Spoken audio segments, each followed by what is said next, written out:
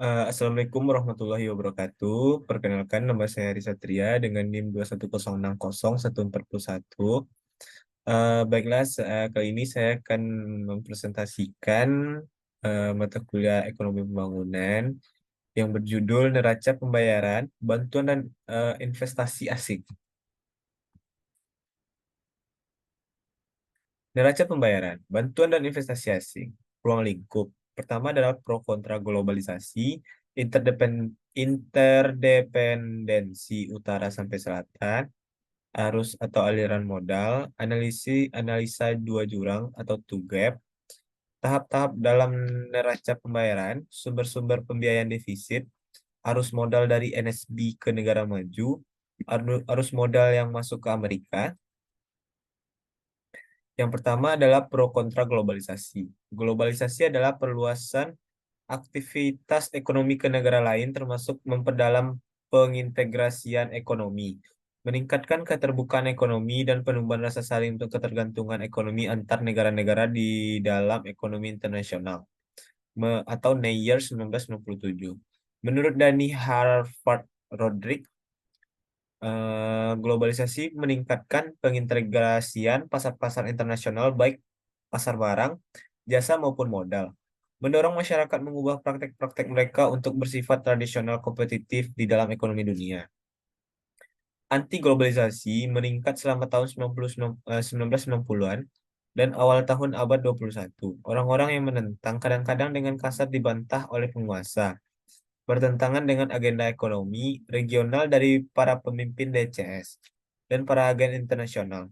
Para demonstran memprotes pertemuan-pertemuan internasional IMF, World Bank, World Trade Organization, kelompok Seven, Food and Agriculture Organization UN atau OECD dan The World Economic Forum untuk pilihan-pilihan dalam ekonomi di Davos, Switzerland. Tempat peristirahatan di mana pertemuan-pertemuan ini diselenggarakan. Yang B adalah interferensi utara-selatan. Negara-negara di wilayah utara atau DCS dan selatan secara ekonomis saling memiliki ketergantungan satu dengan yang lainnya. Bahkan Amerika Serikat yang bersama-sama dengan Jepang mempunyai rasio perdagangan internasional yang paling terendah terhadap GDP.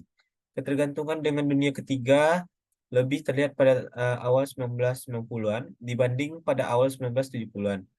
Di masa lalu, ahli ekonomi berkata bahwa ketika Amerika Serikat bersin, Eropa dan Asia mengidap radang paru-paru. Tetapi Amerika Serikat boleh atau tidak dikatakan telah menjadi superpower ekonomi.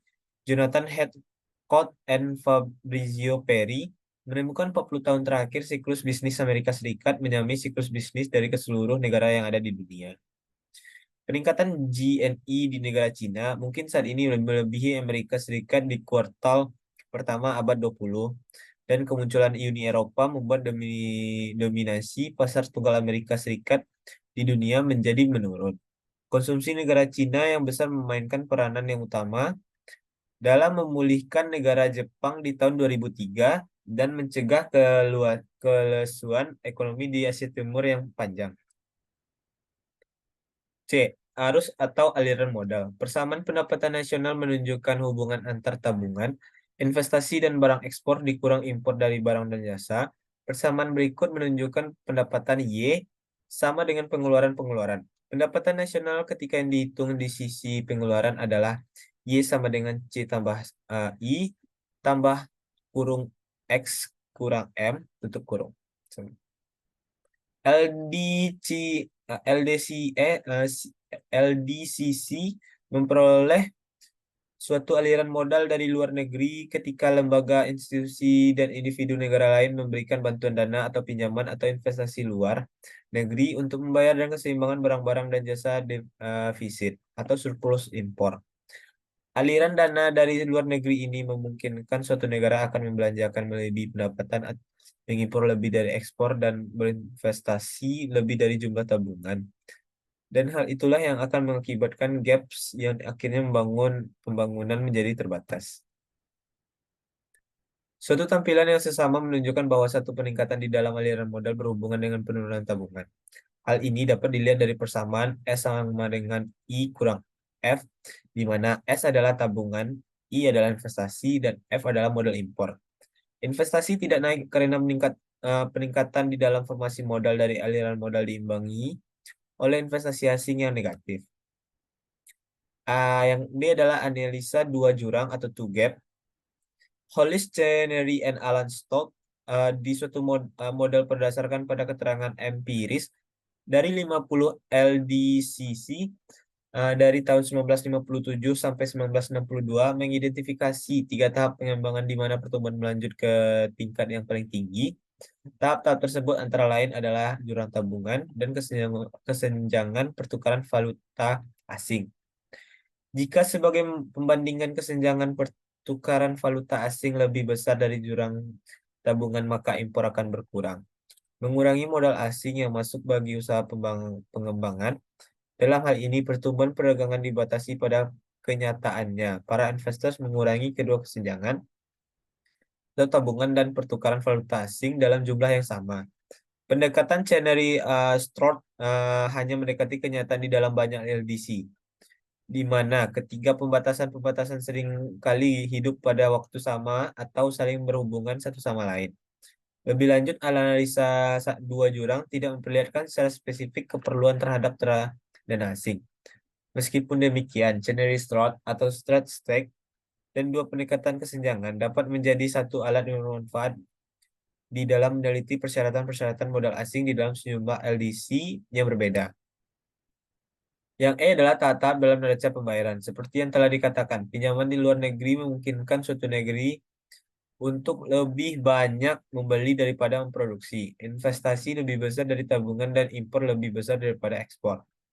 Tetapi pada akhirnya negara peminjaman harus menanggung hutang luar negeri. Hutang luar negeri yang harus dibayar adalah angsuran pokok ditambah bunga. Kadang-kadang suatu negara menunda pembayaran bahkan menambah hutang mereka tersebut. Membayar pinjaman memerlukan suatu negeri untuk memproduksi lebih belanja mereka. Tabungan lebih dari investasi dan lebih banyak mengekspor daripada mengimpor. Bagaimanapun melakukan hal ini tidaklah terlalu berat. Sebenarnya, ini adalah ciri khas dari negara yang sedang melakukan pengembangan industri untuk mengurangi hutang luar negeri negara tersebut. Yang F adalah sumber-sumber pembiayaan defisit. Pembiayaan defisit dalam diperoleh dari bantuan, pengiriman uang, investasi asing, dan pinjaman. Official Development Assistance atau UODA atau pengembangan bantuan resmi termasuk bantuan dana pengembangan atau pinjaman-pinjaman. Dengan jatuh tempo lebih dari 1 tahun kepada LDC, bantuan militer tidak dipertimbangkan melakukan bagian dari bantuan ofisial. Tujuan bantuan asing biasanya untuk mempromosikan kepentingan diri milik bangsa tersebut. Bantuan ekonomi seperti bantuan militer dapat digunakan untuk tujuan-tujuan yang strategis. Untuk memperkuat LDC, musuh Jerman pada Perang Dunia Pertama, bantuan dapat termotivasi oleh perhatian-perhatian ideologis atau politis untuk mendukung suatu sekutu militer. Lebih lanjut, bantuan mendukung minat ekonomi dengan adanya investasi pribadi, meningkatkan akses kepada bahan-bahan penting untuk produksi, meningkatkan permintaan untuk industri domestik, dan meningkat ekspor. Bantuan dapat menunda kepercayaan pada diri sendiri, menunda perubahan internal yang penting. Riset menemukan bahwa sungguh banyak negara-negara yang lemah atau miskin seperti Bangladesh, Malawi, dan Ethiopia dihambat oleh suatu ketergantungan yang tinggi terhadap bantuan. Ketergantungan ini termasuk bantuan makanan. Bantuan yang diberikan dapat berupa bantuan real kepada LDC, bantuan multilateral, dan bantuan pangan. Selanjutnya, investasi pribadi dan perusahaan multinasional. Di putaran dari abad 21, perekonomian global dikuasai oleh MNC dari Amerika Serikat. Amerika Serikat dalam menginvestasikan modal ke luar negeri adalah sebesar 52% di tahun 1971, 40% di tahun 1993, 16% di tahun 2001. Pada tahun 1988, World Bank mendirikan multilateral Investment Guarantee Agency atau MIGA untuk membantu negara berkembang menarik investasi asing. MIGA menyediakan permodalan dengan pelayanan pemasaran penasihati hukum, memberitahukan dan memberikan jaminan menjamin melawan risiko yang tidak komersil seperti mengambil alih dan persaingan. Manfaat dan biaya perusahaan multinasional. MNC dapat membantu negara yang sedang berkembang dalam pembiayaan jurang tabungan neraca pembayaran dan defisit, memperoleh teknologi asing dan metode-metode inovatif untuk meningkatkan produktivitas, mengurangi kekurangan yang terdapat di dalam manajemen dan kewirausahaan, menyediakan hubungan-hubungan dengan bank luar negeri, melatih para manajer dan analisi teknikal domestik, memperkerjakan tenaga kerja domestik terutama dalam pekerjaan yang terampil, meningkatkan efisiensi, meningkatkan pendapatan nasional melalui spesialisasi dengan meningkatkan skala ekonomi. Biaya-biaya dari MNC. Meningkatkan ketergantungan LCD terhadap teknologi, batasi transfer dari hak paten rahasia-rahasia yang industri, dan pengetahuan teknis lain kepada anak perusahaan yang bisa dipandang sebagai suatu saingan yang potensial. Sebagai contoh, Coca-Cola meninggalkan India dalam 1977 dibanding membaginya rahasia. Hambatan kewirausahaan dan investasi lokal di dalam industri pemula. Perkenalkan produk-produk yang tidak sesuai. Batasi barang ekspor anak perusahaan ketika mereka mengobrol pasar dari induk perusahaan. Kecilkan hutang pajak yang ditangguhkan dengan terlalu menekankan biaya-biaya investasi. Overpricing masuk yang ditransfer dari anak perusahaan orang lain. Patokan-patokan pada bankir di tahun 1960-an, LDC menyimbangkan barang-barang dan jasa keterutamaan oleh rendahnya dari sumber ofisial dalam mewujudkan bantuan dana peminjaman komersial bank meningkat dalam dekade setelah 1967. Dua sumber tentang jatuhnya peminjaman di tahun 1980-an. Yang pertama adalah peminjaman lebih selektivitas oleh bank-bank maupun oleh individu-individu tingkat bunga jatuh. Rendahnya bilateral. Bantuan OECD official hanyalah suatu pengembangan dari total jaring yang rendah dari sumber daya kepada LDC.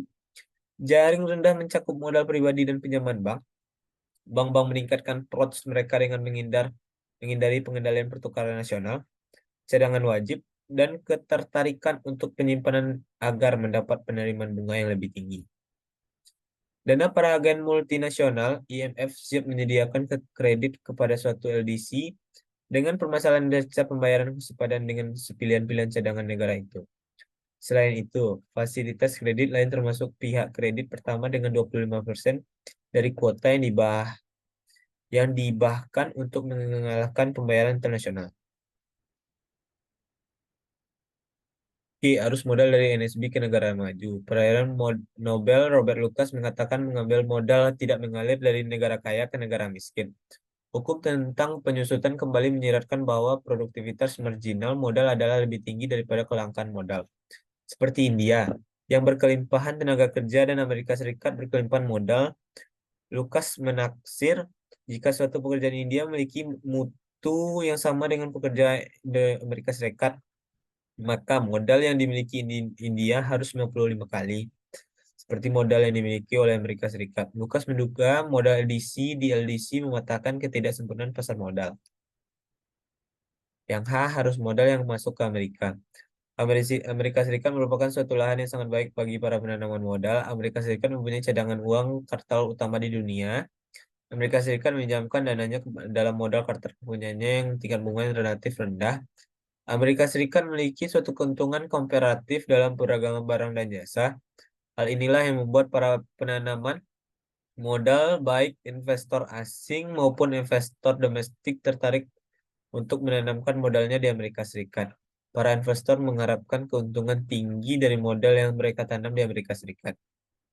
Namun, pada saat sekarang ini, banyak pemilik-pemilik aktiva mengganti valuta asing cadangan dan alat tukar mereka dari dolar Amerika menjadi uang kartal lain seperti euro. Hal ini dapat memperlemah dolar. Ini dapat menyebabkan defisit di Amerika Serikat.